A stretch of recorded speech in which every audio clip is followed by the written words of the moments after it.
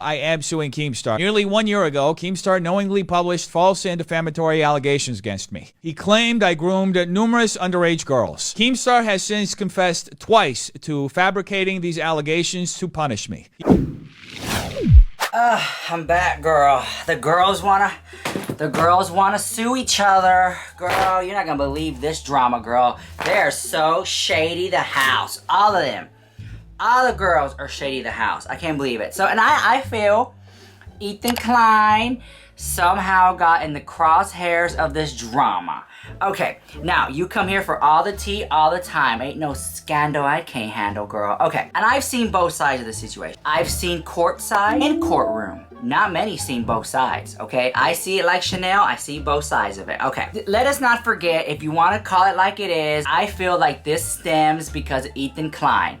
Ethan Klein gets in many lawsuits and he always ends up winning. Ethan Klein got really cool with Noodles, had him on the show and, you know, boosted his ego a little bit maybe. I don't know, girl. And I'm gonna be unbiased. I'm gonna be very unbiased in this video, okay? I'm not gonna sit here and be like an eye for an eye. Because when y'all guys do an eye for an eye, when someone hurts you and you want to hurt them to get back even with them, when y'all do an eye for an eye, the world goes blind, okay? So we're not doing that here. I'm not team this person, I'm not team that person. I'm just gonna spill the receipts and you make your decision for yourself, okay? And I'm gonna call like I see it. Hold on. This video is sponsored the house by AdamandEve.com. Yes, you can use code LUX to save 50% off AdamandEve.com. Not just adult toys. Check out their amazing stuff for men, like their silk pajamas, robes, handcuffs, blindfolds, all that fun stuff at AdamandEve.com. You can definitely check it out. It's so hot, girl, about to lose the lash. AdamandEve.com has you covered, girl. So you can use code LUX, free shipping, 50% off US and Canada. And also,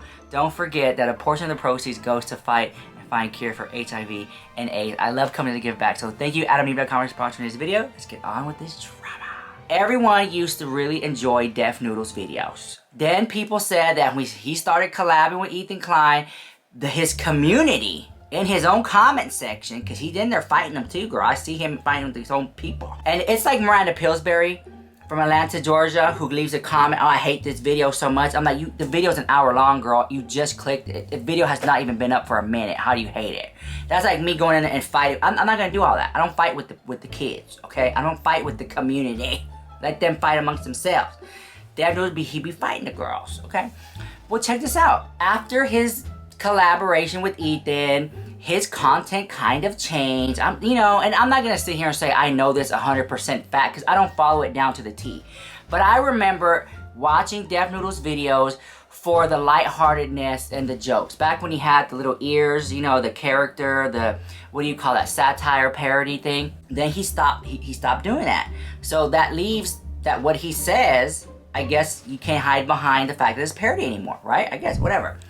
So all that to say this, he started talking about politics and political this, right wing, left wing. He accused YouTubers for being, what do you call, I don't even know, alt-right, alt-left, I don't even know what it is, girl, I don't even know. Okay, let's not forget that drama. Still haven't heard an apology over that. Then he had drama with Papa Gut, and Papa Gut spilled some tea the other day. Noodles has opened up Ethan Klein for more criticism. Noodles is actively causing more people to dislike Ethan. Do you understand how that works out? Like, and this is all because Noodles is tone policing a gay dude.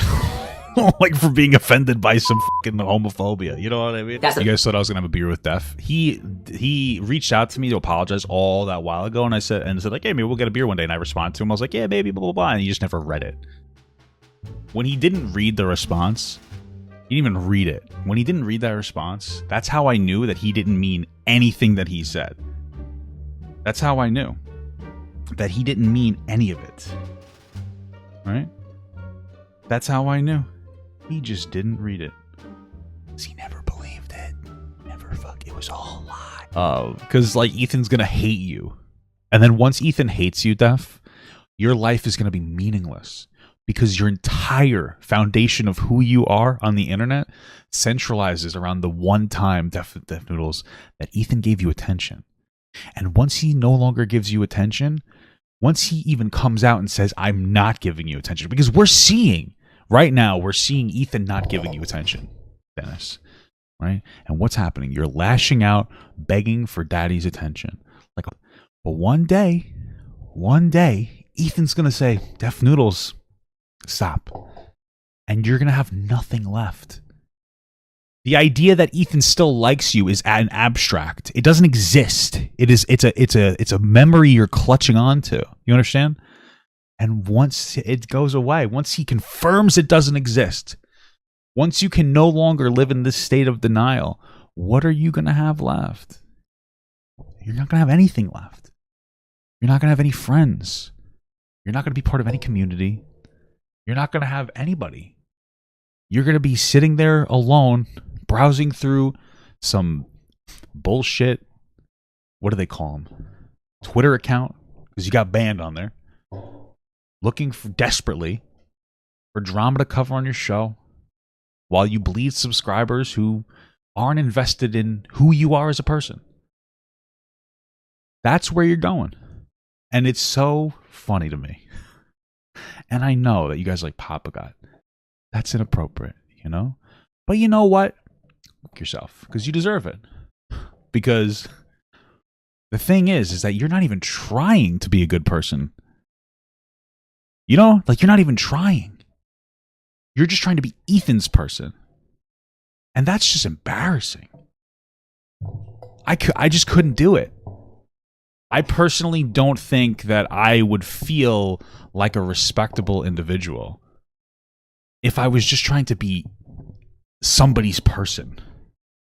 You're the same as every Keemstar orbiter that you cry about when you do your little podcast with your buddies, complaining about how you talk about Keemstar in therapy. You're just an Ethan orbiter. It's sad. It's sad. You're really sad. That's your life. That's your life, man. And truthfully, Dennis, and I hope I'm wrong about this, but I don't think it's going to change. I think you might have crossed the line. I think you've gone beyond the line of redemption.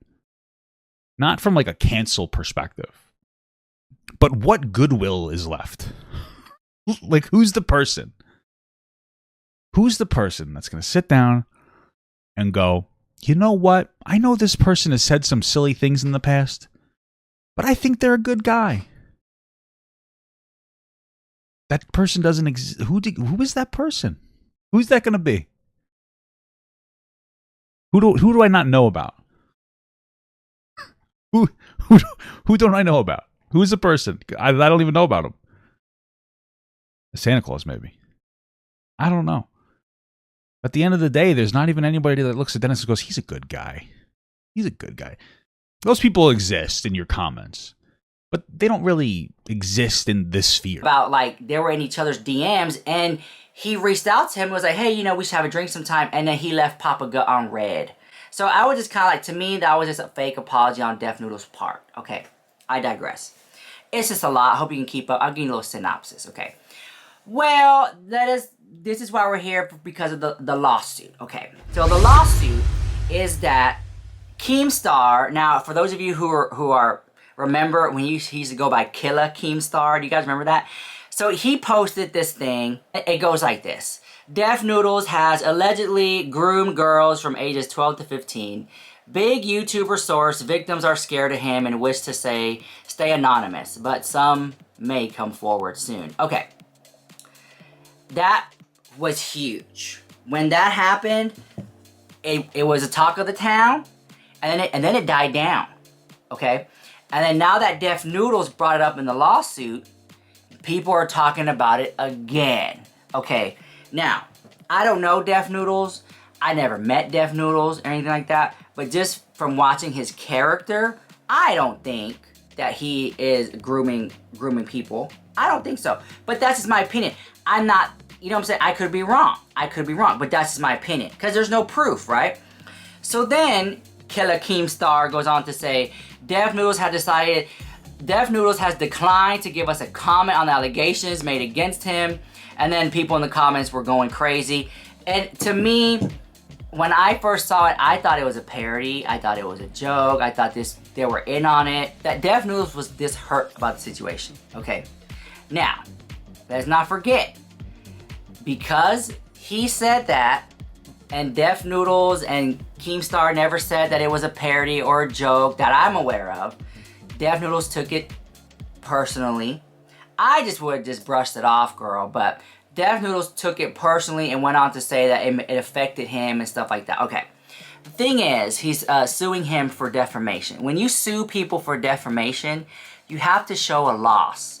If you can show a loss with what they said and that it wasn't a joke and 100%, then you might have a case. But even then, it is very hard to win defamation lawsuits, okay?